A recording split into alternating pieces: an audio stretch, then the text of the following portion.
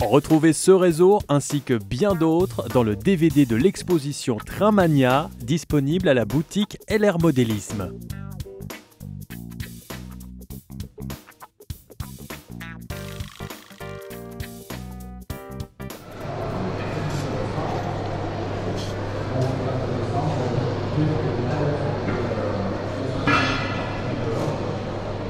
Je présente une inspiration de la gare de Bessèges, c'est une évocation de la gare de Bessèges. Ça fait suite au réseau Lourmarin que j'ai fait il y a une quinzaine d'années et qui s'inspirait elle-même de Saint-Julien-des-Fumades. Donc on reste sur la même ligne parce que c'est une région que j'affectionne, parce que j'aimais bien les paysages. Et ce que j'aimais bien dans ce site-là, c'était l'aspect voie. C'est-à-dire qu'il y avait beaucoup de voies, un quai tout petit, un seul quai pour les gens de la ville, pour les gens de l'usine de charbon. Et donc c'était une manière de pouvoir faire un travail sur la voie. Et c'était le but de ce diorama animé. En fait, c'est pas réellement un réseau que j'ai voulu faire, c'est vraiment un diorama animé pour pouvoir exposer mon matériel. Et ce site, j'aimais bien, il y avait un aspect gare, il y avait un aspect EP. L'ambiance du site, l'architecture était vraiment, je trouve, étonnante. La confrontation de briques, pierres, puis enduits sur les bâtiments type gare, maison de PN ou autre. Je trouvais donner un cachet à la gare qui me plaisait. Puis je crois que j'aimais bien aussi quelque part les trains de charbon. Alors je ne suis pas fanatique de charbon, mais je trouve qu'il y avait une ambiance, ça relate une époque. Et je me suis documenté pendant 3-4 ans sur le thème. J'ai eu énormément de mal à trouver à l'époque. Et donc j'ai interprété la gare parce que j'avais pas assez de documentation. Et surtout parce que le plan de voie a beaucoup changé décennie après décennie. Donc trouver un plan de voie à une époque, je n'avais pas trouvé ce que je voulais. Donc j'ai fait un compromis. Et par la suite, en fait, j'ai eu plus d'infos par les forums, notamment le forum Loco-Revue, qui m'a permis d'accéder à des gens qui connaissaient ce site-là et qui m'ont redonné des infos.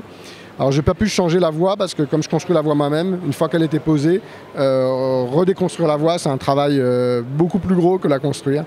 Donc, je me suis adapté avec ce que j'avais fait. Je veux pas avoir des trains défiler.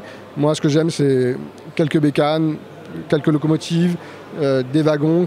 Et j'aime presque la gare quand elle est presque vide parce qu'elle était la plupart du temps vide.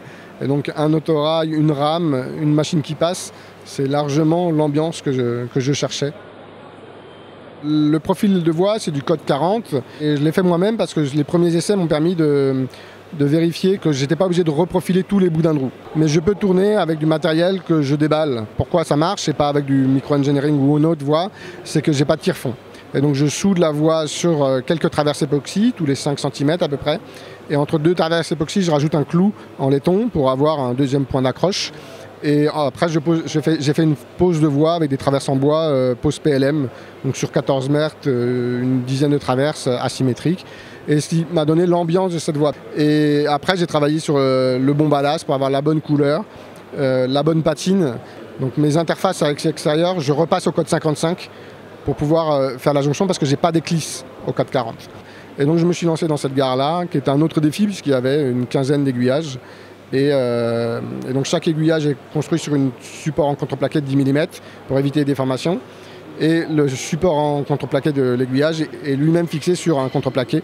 On roule sur un demi-millimètre. Il ne faut pas qu'il y ait trop de jeu. Je l'ai posé la voie en 2007 peut-être, quelque chose comme ça, 2007-2008. Ma foi, elle est encore en bon état. En fait, c'est la première fois qu'il sort, peut-être la dernière. Les sorties font que les choses fragiles s'abîment terriblement. Concernant le réseau, donc il n'y a pas que la gare, il y a aussi un module de pleine voie.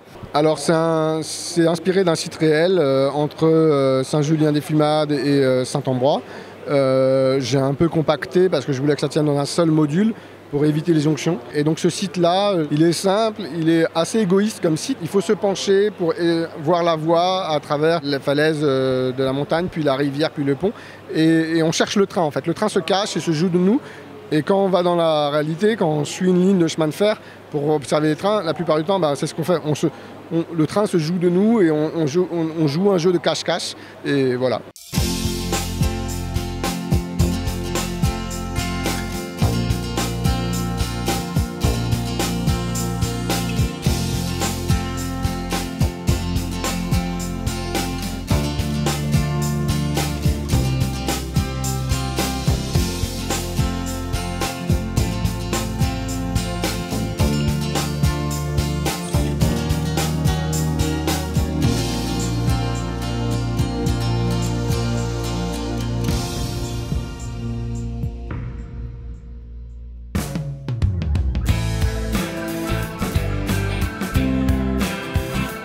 Restez en contact avec l'actualité ferroviaire en vous abonnant à la chaîne YouTube de Locaux Revue et en aimant la page Facebook.